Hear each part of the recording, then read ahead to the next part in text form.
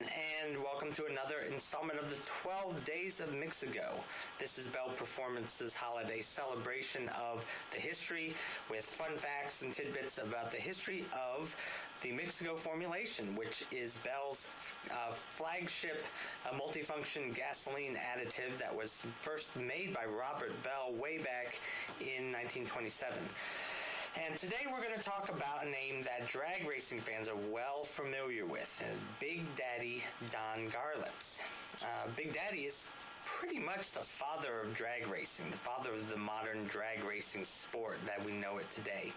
If you look in all of the record books, Don's name pretty much up until he retired in the early 90s, his name pretty much dominated the record books. He was the first to go 200 miles an hour, 250, 270. His racer that was the first to go 270 miles an hour, called the Swamp Rat 3, is actually enshrined in the Smithsonian Institution in Washington, D.C.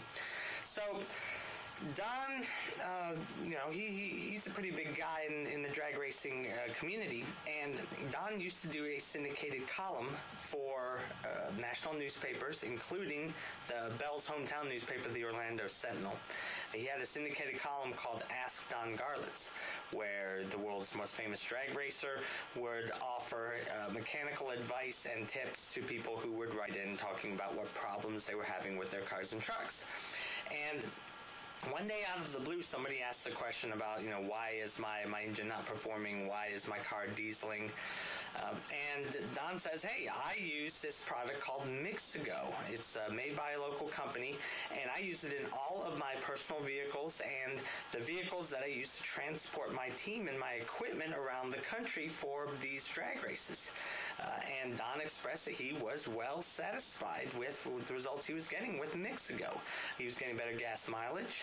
He talked about that he was getting more towing power for the equipment, and he was also getting a lot less emissions.